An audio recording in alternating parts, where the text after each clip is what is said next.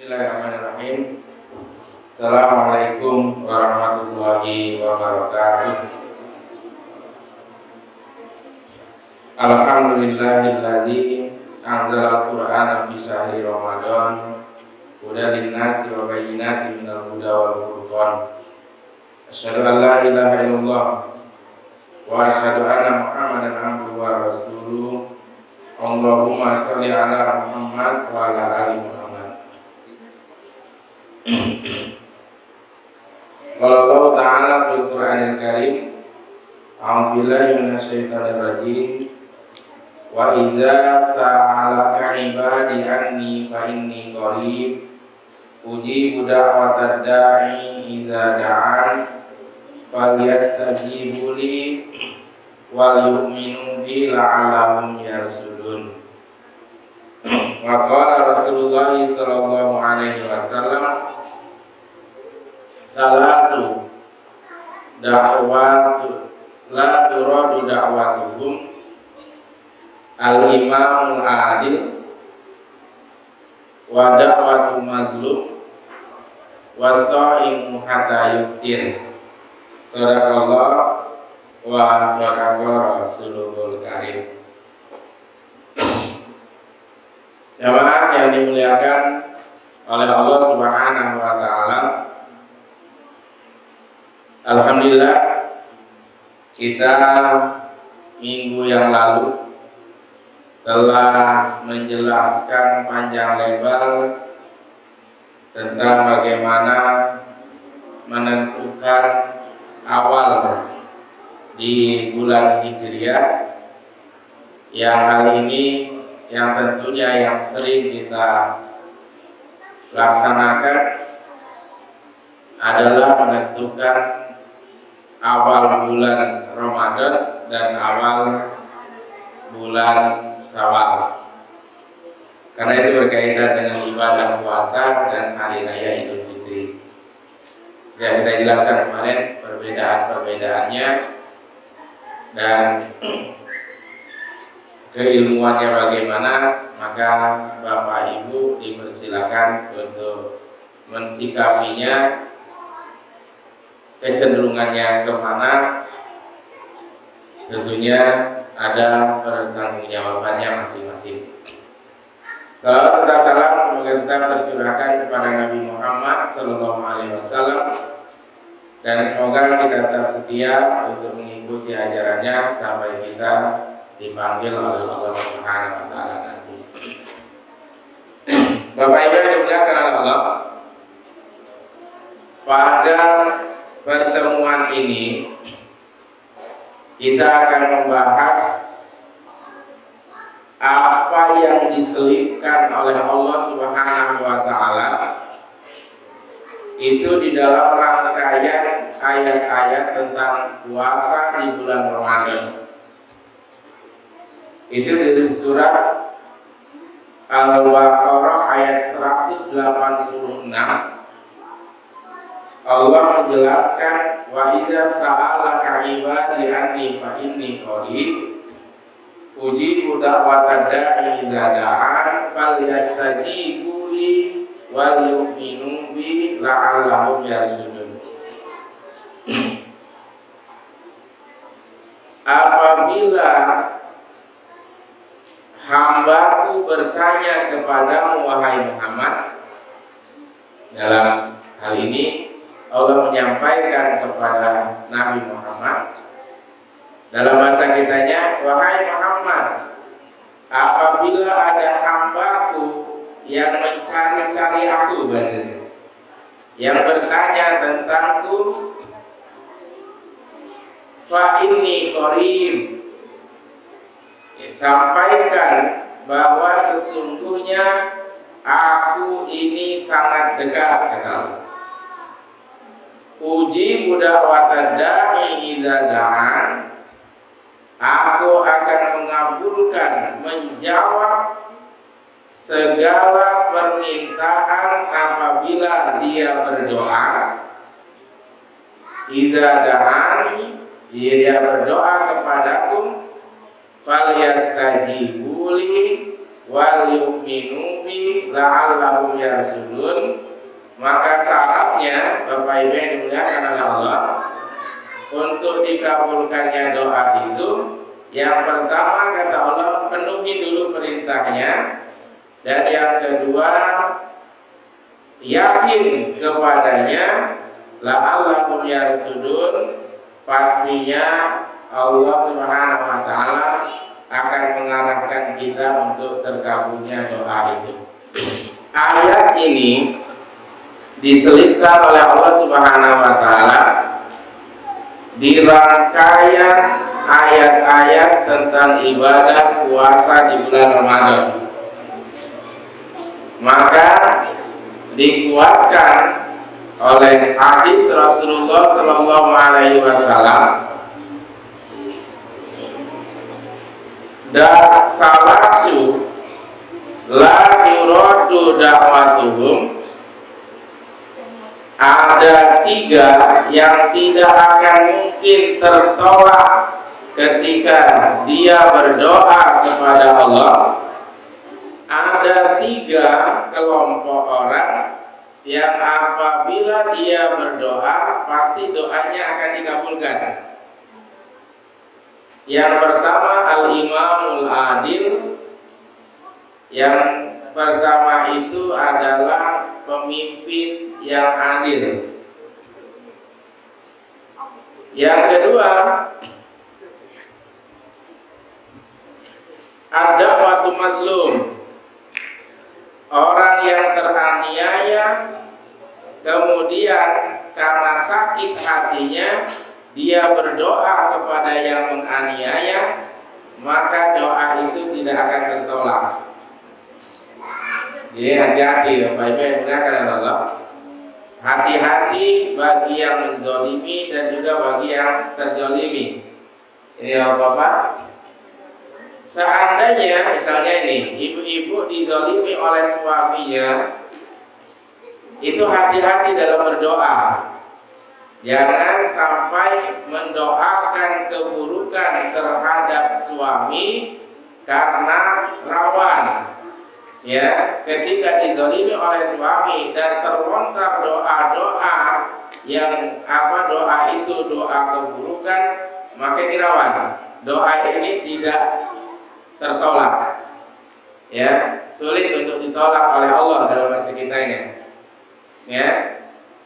Dan apabila ada yang menzolimi, entah itu pimpinan atau apa, maka doa yang perlu dipanjatkan itu, ya terutama yang kita panjatkan itu, bagaimana doa itu supaya dia menyadari akan kezolimannya itu.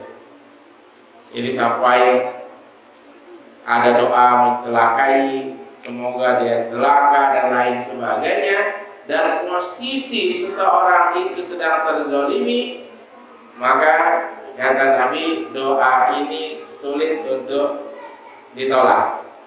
Ya, la turaddu da'watuhum. Salah satunya adalah ad-da'watu mazlum. Ya, ad-da'watu mazlum. Doa orang yang terzolimi. Kemudian doa yang kedua, yang ketiga, yang sulit ditolak oleh Allah, la turaddu da'watuhum as-shaimu hatta yuftir, orang yang berpuasa sampai dia berbuka. Ya, orang yang berpuasa sampai dia berbuka. Maka Bapak Ibu yang dimuliakan oleh Allah Subhanahu wa taala, ketika di bulan Ramadan, maka kita dianjurkan oleh Allah meminta apa saja yang menjadi kebutuhan kita. Apa kata Allah? Fa idza sa'alaka ibadi anni fa inni qarib ujibu da'watad da'i idza da'an. Pasti akan aku kabulkan doa yang dipanjatkan itu apabila dia berdoa. Ini janji dari Allah yang diselipkan di rangkaian ayat-ayat tentang Ramadan. Cuma syaratnya ada 2 kata Allah. Yang pertama, falyastajibu li. Ya, kalau berdoa itu kata Allah kalau ingin dikabulkan maka syaratnya penuhi dulu perintahku. Ya, penuhi dulu perintahku. Artinya kalau kita melaksanakan ibadah di bulan Ramadan itu baguskan dulu ibadahnya. Yang seperti kita bahas kemarin ihtisaban itu, baguskan dulu ibadahnya. Kemudian laksanakan dulu perintah-perintah Allah, banyak beristighfar di situ, kemudian minta kepada Allah Subhanahu wa taala, "Falyastajibu li wal yu'minu bi." Ya, diikuti dengan keyakinan. Maka baiklah, bagian dari perusak keimanan, keyakinan itu dalam Al-Quran itu namanya al-irtiyab. Al-irtiyab itu adalah ragu, kan begitu. Jadi ketika berdoa, ya Allah, ya kabulkanlah doaku ini ya Allah, ya jika Engkau berkehendak, kan begitu. Ya Allah, kalau Engkau berkehendak juga enggak apa-apa. Ini ragu ini, begitu. Jadi harus penuh dengan keyakinan, karena rumus dari doa itu ud'uni astajib lakum. Bermintalah kepadaku, doalah kepadaku. Kalau sudah berdoa astajib lakum, pasti Allah akan mengabulkan doa itu. Nah, cuma perkaranya kadang doa itu ada yang langsung dikabulkan, ada yang ditunda, kan seperti itu. Ya, ditunda dan seperti itu. Kita perlu kesabarannya. Akan tetapi hadirin yang dimuliakan oleh Allah, bagi kita dalam berdoa itu yang pertama ketaatan kita laksanakan terlebih dahulu, yang kedua keyakinan bahwa sesungguhnya dalam rumus doa itu ketika terpanjatkan pada Allah Subhanahu wa taala dengan tidak adanya hijab, artinya penghalang-penghalang itu harus kita singkirkan. Hadirin yang dimuliakan oleh Allah, pasti doa itu akan dikabulkan. Ya, pada saat kapan as-shaimu hatta yuftir, ketika kita berpuasa, maka dalam hadis ini bisa dilaksanakan as-shaimu itu dari awal Ramadan sampai akhir Ramadan. Itu doa yang kita panjatkan pasti akan dikabulkan. Kemudian ada juga yang mengajarkan kepada kita doa, salah satu waktu doa yang diijabah oleh Allah Subhanahu wa taala ketika kita berpuasa adalah di ujung puasa. Nah, maka pada kesempatan sore hari ini, maghrib ini, kita sedikit akan belajar tentang bagaimana tata cara berbuka puasanya Rasulullah Shallallahu Alaihi Wasallam. Nah, kelompok kiri dari bapak-bapak yang berbuka puasa biasa diamalkan atau diajarkan kepada anak-anaknya doa yang mana? Buka puasanya dan doa yang mana? Doa puasanya Allahumma lakasumtu. Ya, Allahumma lakasumtu ya. Bapak yang di sini Allahumma lakasumtu. Oke. Baik, berdoakan Allah Subhanahu wa taala. Coba dibahas lagi bahwa dalil dari doa Allahumma lakasumtu itu kalau diamati hadisnya ada yang menganggap itu doib, ya, itu lemah. Ketika kita berbuka puasa, ada hadis yang diriwayatkan oleh Imam Abu Dawud. Jadi caranya, ya mohon maaf Pak, ketika terdengar suara azan, ya terdengar suara azan, ya tadi as-shaimu hatta yuftir, ketika doa itu tidak tertolak, yaitu orang yang berpuasa sampai dia berbuka puasa, Nah, di ujung puasa itu ada doa atau jaminan yang disampaikan oleh Rasulullah SAW dari doa berbuka puasanya. Ya, doa berbuka puasanya. Jadi nanti diajarkan kepada anak-anaknya. Kalau saya di rumah itu Pak sudah dikondisikan anak-anak, bisa anak-anak itu yang untuk pembelajaran ya, anak-anak yang memimpin doanya. Ya, anak-anak yang memimpin doanya, kemudian kita aminkan. Lalu bagaimana dalam kondisi setelah berbuka itu kita ada doa, dan doa itu adalah doa yang mustajab waktunya ketika kita berbuka puasa. Jadi cara berbuka puasa itu Pak ada menurut tuntunan Rasulullah. Jadi dalam bahasa Arab berbuka puasa itu disebut dengan iftar. Aftara yuftiru, iftaron. Artinya apa? Air atau makanan, terutama air, misalkan air putih dulu yang masuk ke dalam tenggorokan, mengalir dalam tenggorokan itu, ya, yang pertama kali setelah kita menahan haus dan lapar itu disebut dengan iftar namanya. Nah, kalau pagi-pagi kalau kita tidak puasa, sarapan itu disebut dengan futur.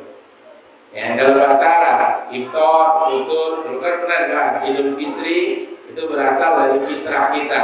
Pagi-pagi harus sarapan, maka sarapannya itu disebut dengan futur. Nah, kalau kita puasa menahan tidak sarapan, kemudian kita maghribnya kita buka puasa, maka berubah namanya dari futur menjadi iftar namanya. Jadi iftar itu adalah air yang pertama kali mengalir ke dalam di tenggorokan kita yang akan menuju lambung kita, itu disebut dengan iftar namanya. Maka ini yang dimuliakan oleh Allah. Setelah yang lain-lainnya itu bukan iftar. Ya, jadi yang pertama itu yang pertama kali mengalir ke tenggorokan kita. Jadi ambil air putih, kemudian ucapkan basmalah, Bismillahirrahmanirrahim. Cukup berapa tegukan, maka ada doa yang diajarkan oleh Rasulullah. Apa doanya? Dicari, silakan di browsing. Zahabat doma'u wa tallatil uruku wa tabatal ajru insyaallah. Ini mohon maaf Bapak Ibu, saya mengajak kepada Bapak Ibu, ayo kita beralih kepada doa ini. Ya, pada doa ini. Nah, kalau di hadis yang Allahumma lakasumtu itu sudah banyak tambahannya. Allahumma lakasumtu wa bika amantu. Jadi wa ala rizqika aftartu wa alaika tawakkaltu. Nah, ini sudah banyak tambahannya. Nanti coba dicari lagi, dikaji lagi hadis yang isinya itu, yang Allahumma lakasumtu itu kalimatnya yang bagaimana kan gitu. Karena sudah banyak tambahannya. Nah, hadis yang Allahumma lakasumtu itu menurut ahli hadis itu dianggap lemah. Dan yang sahih, yang kuat itu di hadis Abu Dawud ini. Apa? Zahabal doma'u wa tallatil uruku wa sabatal ajru insyaallah. Apa pengertiannya? Ketika kita sudah minum, jadi saya sampaikan tadi bismillah terlebih dahulu, kemudian satu teguk air kita minum, kemudian kita berdoa kepada Allah dengan doa itu. Zahabal doma'u. Kan sudah minum tuh, telah hilang dahaganya.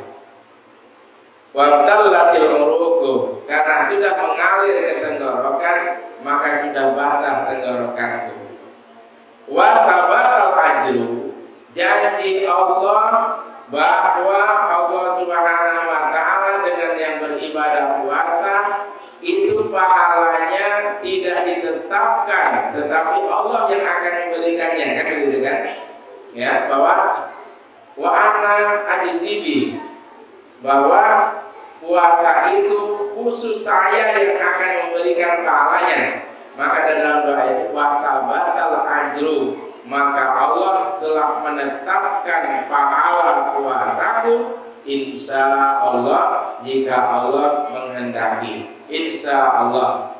Nah hadirin yang dimuliakan oleh Allah, setelah itu jangan dulu buru-buru nyerang kolaknya, nyerang es dawetnya, nyerang apanya. Di ujung itu setelah kita membasahi setelah membasahi tenggorokan, disitulah waktu doa yang mustajab, yang tidak tertolak doanya oleh Allah Subhanahu wa Ta'ala. Maka saya ajarkan kepada keluarga saya, ya, abang silakan doa masing-masing, mbak silakan doa masing-masing. Ya, yang mohon maafnya yang sering kusuk itu istri saya. Gak lama, kadang kita sudah mau ngambil hidangan yang sudah tersedia itu lama sekali. Nah hadirin yang dimuliakan oleh Allah Subhanahu wa Ta'ala, dalam beribadah di dalam surat Al-Fatihah kalau tidak salah Allah menjelaskan ya batabuna fadlan minallahi wa ridwana. Orang-orang yang mengikuti Rasulullah SAW itu ketika dia beribadah kepada Allah, termasuk dalam sholat, dalam rukunya, dia meminta dua hal kepada Allah SWT. Dibolehkan? Yang pertama fadlan, yang kedua ridwan. Apa itu fadlan? Karunia yang didapatkan di dunia. Silakan Bapak Ibu minta kepada Allah, karena di situ adalah waktu yang mustajab. Di penghujung kita berpuasa waktu yang mustajab, ya Allah, misalnya maafnya kalau masih kontrak, berikan kemudahan untuk dapat rumah, misalnya seperti itu. Itu fadlan namanya. Ya Allah, saya belum dapat pekerjaan, ini anak-anak mau lebaran, berikan saya pekerjaan dan lain sebagainya. Tentunya dengan kebutuhan masing-masing.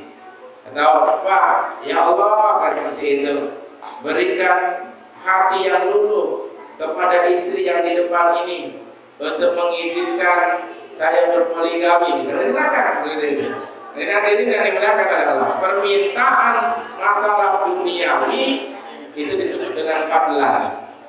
Ya, fadlan. Maka yabtahuna fadlan minallahi wa ridwana.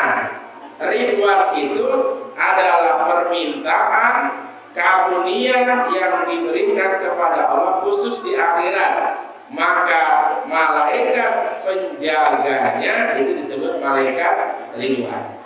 Jadi ridwan itu karunia khusus diberikan kepada kita di akhirat.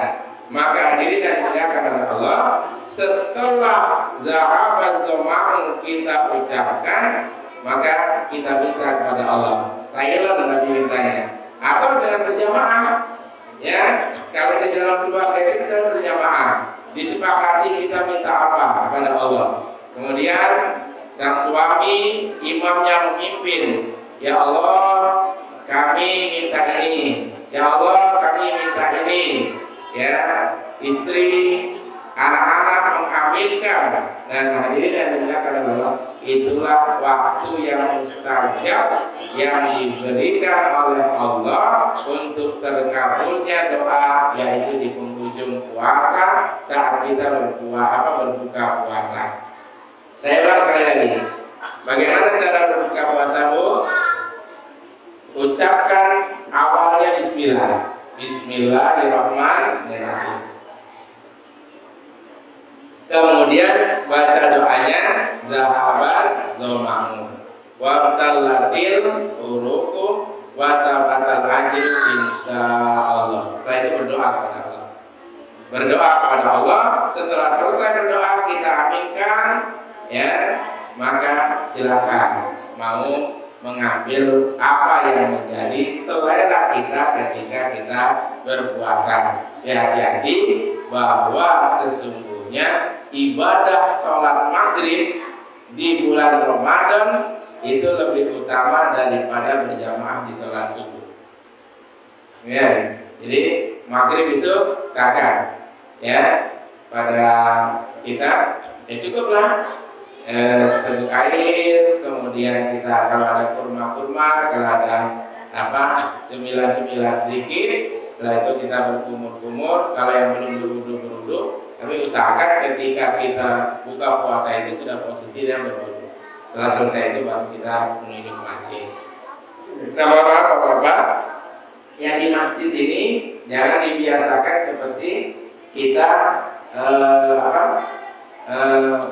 di luar bulan Ramadan, karena di sini tidak, saya perhatikan ada yang tidak pakai qobliyah ya, dan tidak ada pakai qobliyah. Maka bagi pengurus itu diberlakukan jeda, karena kita di komplek, kita memberikan fasilitas kepada warga di sini untuk melaksanakan sholat berjamaah. Setelah kumandang azan itu diberikan jeda, pakai 10 menit atau berapa. Kenapa? Tujuannya ya banyak yang berbuka puasa dengan keluarganya. Kalau kita azan langsung iqamah, nah kelabakan nantinya.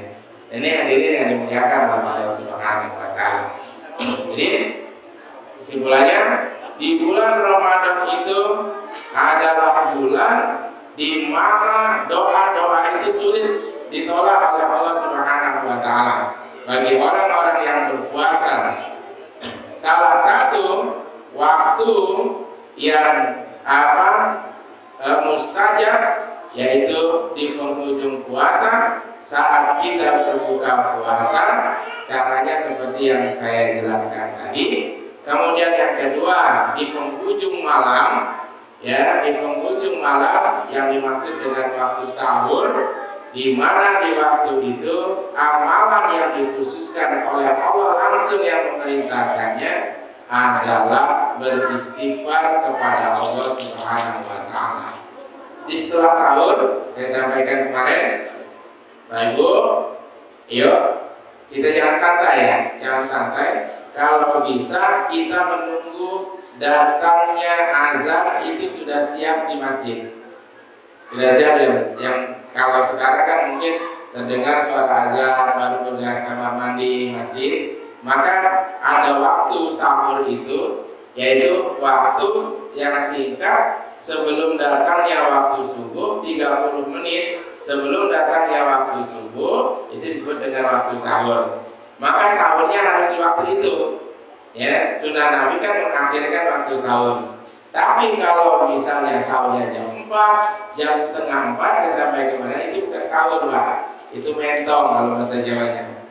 Ya, itu makan malam. Maka untuk mendapatkan sunnahnya, karena sahur itu diambil dari nama waktu yang singkat sebelum datangnya waktu subuh. 10 menit kita makan sahur, ya. Mungkin yang biasa merokok ya merokok lah kan seperti itu, sekitar 5 menit, kopinya sudah terpakai 15 menit. 15 menit. Kalau sudah 15 menit, kita bergegas 5 menitnya kita gunakan waktu untuk apa? Untuk kita bersih-bersih. Kalau sudah bersih-bersih, bergegas menuju ke masjid, ya katakanlah mungkin berjalannya 5 menit, masih ada waktu di situ. Sholat sunnah misalnya 2 menit, maka waktu yang singkat itu kita beristighfar kepada Allah Subhanahu wa Ta'ala. Wa bil ashari hum yastaghfirun. Di waktu itu kita beristighfar kepada Allah Subhanahu wa Ta'ala. Kalau sudah beristighfar dan istighfar itu diterima, jangankan meminta, kita hati saja mempunyai keinginan, insyaallah dikabulkan oleh Allah Subhanahu wa Ta'ala. Itu yang mudah didapat ketika kita berada di bulan Ramadan. Jadi itu Bapak Ibu, ya, bagaimana cara-cara Rasulullah SAW mengambil keutamaan di bulan Ramadan untuk diterimanya doa, dikabulkannya doa-doa kita. Ya, salah satunya yang saya ambil dan itu menurut para ulama melalui hadis-hadis Rasulullah SAW bahwa waktu yang mustajab itu di penghujung puasa. Ya, pada saat kita berbuka puasa itulah waktu. Maka kalau bahasa orang Jawanya, jangan antem promo dendam di waktu berbuka puasa itu. Tuk kalau di dusun kan beduk maghrib datang udah segala macam kita masukkan ke dalam lambung. Nah itu tidak mengikuti sunnah Rasulullah Sallallahu Alaihi Wasallam. Jadi makanya ya kita coba di Ramadan ini ketika kita berbuka puasa selipkan doa-doa di situ. Ya selipkan doa-doa situ. Tidak perlu bahasa Arab Pak. Tidak perlu bahasa Arab karena keinginan kita kan berbeda-beda tuh. Dan kita berbeda-beda. Dalam hati kita tawakkalkan kepada Allah Subhanahu Wa Taala. Insyaallah Allah falyastajibu li wal yu'minu bi la'allahum yarshudun, pasti akan mengabulkan dua syaratnya. Penuhi dulu perintah Allah, puasa sudah, ibadah sudah, tinggal yakin kepada Allah Subhanahu Wa Taala. Setelah doa-doa itu akan dikabulkan oleh Allah Subhanahu Wa Taala. Wallahu a'lam. Kita coba diskusi kalau masih ada waktu. Bisa jam berapa? Pak silakan. Jadi apa? Doa itu masih Allah malah kasih belum ya? Coba dibuka di Google-nya, dipelajari, boleh ditulis. Doanya dimulai dari Zahabat Doa, dimulai dari Imam Ghazali. Silakan. Ya. Mau nanya Pak Ustaz, ini masalah doa orang teraniaya. Sebabnya saya pernah sering mendengar di YouTube itu kan ada seorang ulama mengatakan jangankan orang Muslim, apabila teraniaya orang Kristen pun dikabulkan oleh Allah. Itu benar atau tidak Pak Ustaz? Muslim, jangankan Muslim. Iya. Jadi baik-baik dunia karena Allah. Masalah kemanusiaan itu tidak melihat tidak terbatas berdasarkan akidah dan kita kan. Jadi misalnya kita sebagai pimpinan, kemudian di dalam organisasi kita itu apakah di tempat kerja atau di mana ada yang katakan bukan muslim dan seperti itu, dan muslim. Ada ketidakadilan di situ, misalnya kan ada ketidakadilan di situ. Didestripsikan orang-orang yang tidak sesuai dengan agama kita gitu. Kemudian terzolimi, hak-haknya terambil dan dia merasa terzolimi, kemudian dia berdoa ya dengan keyakinannya dengan keyakinannya masing-masing. Tapi Allah Maha tahu. Allah Maha tahu, maka ketika Allah mendengar ya orang-orang yang terzolimi itu doa itu tetap akan apa? Ya, kita tidak bisa. Islam itu tidak pernah mengajarkan kita harus menzolimi orang yang di luar agama, tidak pernah. Ya, kita harus berlaku adil dalam masalah itu. Maka siapapun juga ketika terzolimi, maka ketika dia memang berdoa untuk keburukan orang yang menzolimi itu, maka Allah sulit untuk tidak mengabulkannya.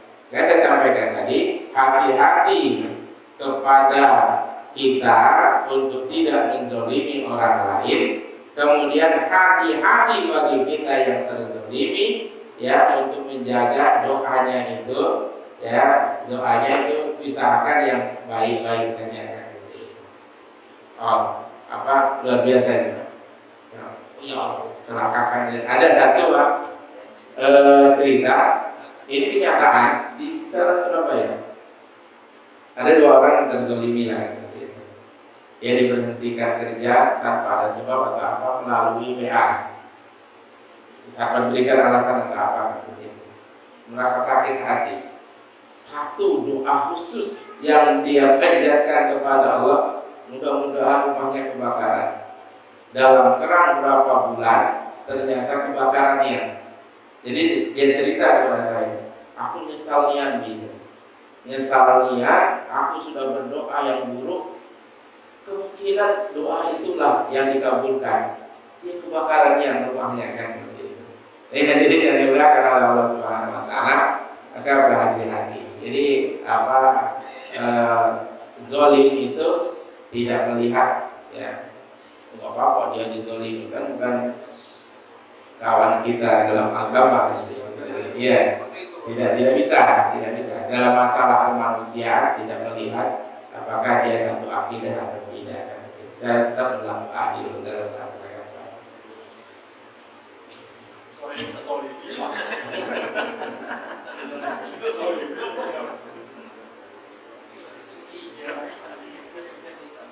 Ya, yang lain, ibu-ibu. Ya. Ini makanya masalah yang makan sahur tadi Ustaz. Ya, selama ini yang pernah kebiasaan misalnya kami pasar, ya, pasar biasanya sudah makan sahur baru berangkat pasar. Kalau menunggu waktu jeda yang kata Pak Ustaz tadi, ya kan? Enggak, melapatkan ke pasarnya Pak Ustaz. Nah ini untuk menjadi jam 4 ya. Ya. 4 kalau tidak besar, Itu masih. Hah? Nanti Ramadan itu juga masih. Seperti itu. Seperti itu. Jadi langsung nunggu yang 10 menit itu tidak bisa rasanya dari itu. Kalau yang seperti itu, Pak, ya ini kan kondisionalnya kan gitu kan. Kondisionalnya. Kalau di pasar, nah makanya ini kita harus perhatikan. Di pasar itu kan ada masjidnya, ada masjid. Maka usahakan untuk tetap bisa berjamaah di masjid. Ya, berjamaah di masjid. Nah, untuk sahurnya itu coba disiasati. Ya, kalau kita kan subuh itu jam berapa? Jam 5 lah katakan ya. Jam 5. Jam 4, setengah 4 itu belum masuk sahur. Ya. Jadi kalau mau makan di situ, ya sebenarnya tidak masalah. Tetapi sunnahnya tidak didapatkan. Sunnahnya itu tidak didapatkan. Jadi yang kita dapatkan adalah ketahanan kita ketika berpuasa, karena kita sudah ada asupan sebelum kita berpuasa, sebelum datangnya waktu fajar. Tapi sunnahnya itu, maka mungkin bisa disiasati apa di pasarnya atau di mana untuk minumnya itu, minum atau kopi atau apa kan. Tapi diusahakan di waktu itu untuk mendapatkan keberkahannya. Karena kami jawabkan tasawuru, fa'ina sahur, bisahur barokah. Sahurlah kalian, karena di dalam sahur itu ada keberkahan. Nah waktu sahur itu terbatas, cuma 30 menit sebelum datangnya waktu subuh. Tapi ya usahakan di pasar tetap kalau di panorama itu kan di masjid itu. Ya, silakan.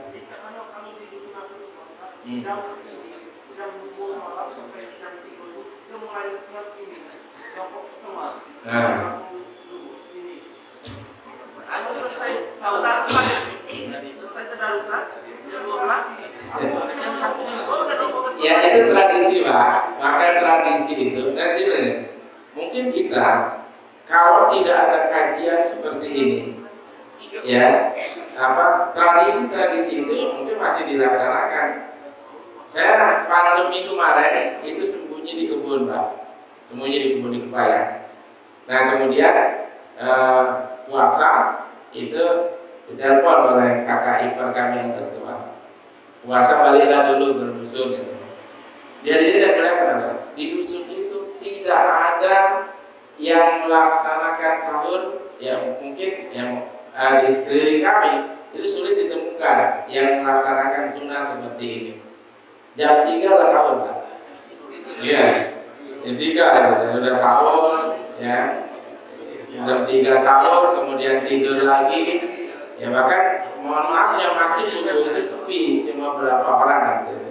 Nah ini harus diubah. Ini tradisi yang tidak berkesesuaian dengan sunnah Rasul, maka tradisi ini yang coba harus kita ubah. Ya bagaimana kalau kita merubah yang di dusun, itu agak sulit mungkin ya dari keluarga kita sendiri. Memang kajian yang seperti ini tuh sangat penting sekali. Bagaimana menjaga agama Islam. Ya, jadi sama kita di dusun-dusun itu ya seperti itu. Kalau tidak jam 3 ada puasa. Itu bersinggungan dengan sunnah Rasulullah SAW. Nah makanya Bapak Ibu yang dimuliakan oleh Allah, kalau di masjid ini mau membangunkan sahur, misalnya yang bertugas di masjid, yaitu 1 jam lah sebelum, kalau jam 4, setengah 4 mungkin ibu-ibu mau mempersiapkannya seperti itu. Kalau jam-jam 2 itu, wah, itu mengganggu lah. Kalau bersama, ya satu lagi. Mengenai berbuka tadi Ustaz. Iya. Itu tadi kan Ustaz menyampaikan niat berbuka itu kalau dari dulu yang sampaikan itu kan kalau batas itu. Iya, iya. Terus tadi ada Ustaz menyampaikan doa yang tadi. Iya. Minum air, minum air. Jadi bagaimana kalau seandainya minum air tadi itu diganti dengan makanan buah-buahan lah yang tidak bisa bilang dulu. Karena dulu kan yang itu orang dulu yang menyampaikan untuk berbuka puasa itu makanan yang tidak bisa nilai pahalanya besar atau Kalau bapak saya dulu Pak langsung ke nasi, ya karena punya keyakinan pokoknya apapun juga harus dilandasi dengan nasi dulu kan begitu. Ya nggak masalah, tetapi yang kita lihat setelah iftar itu kan apakah minuman, apakah makanan yang melewati tenggorokan kita, Bismillah dulu, nah baru kita melaksanakan doa itu. Laksanakan. Silakan nanti dibuka diajarkan kepada anak-anak ini. Mungkin cukup. Ya. Kalau berbuka itu minum dulu baru berdoa. Kalau sahur, Nah sahur itu ketika kita sudah makan sahur bersih-bersih, nah apakah di rumah, apakah kita menuju ke masjid, setelah kita selesai bersih-bersih, nah itulah kita berdoa di situ. Ya tapi Allah itu mengkhususkan istighfar aja gitu. Banyak-banyak minta ampun saja kepada Allah. Nanti apa yang kita inginkan itu insya Allah akan mengiringi. Gitu. Ceritanya itu beristighfar. Oke, mungkin sudah. Terima kasih. Mudah-mudahan ada manfaatnya dan insya Allah kita langsung action nanti. Ya, jadi doa yang diajarkan oleh Rasulullah kemarin itu setelah sholat maghrib di malam Kamis, ayo kita baca. Apakah di masjid ini apa di rumah dengan anak-anak, dengan istri? Ya, kalaupun belum hafal, bolehlah buka HP, buka apa? Allahumma ahillahu alaina bil amni wal iman wassalamati wal islam rabbi wa rabbukallah. Itu baca setelah salat maghrib. Dibuka lagi nanti. Terima kasih. Assalamualaikum warahmatullahi wabarakatuh.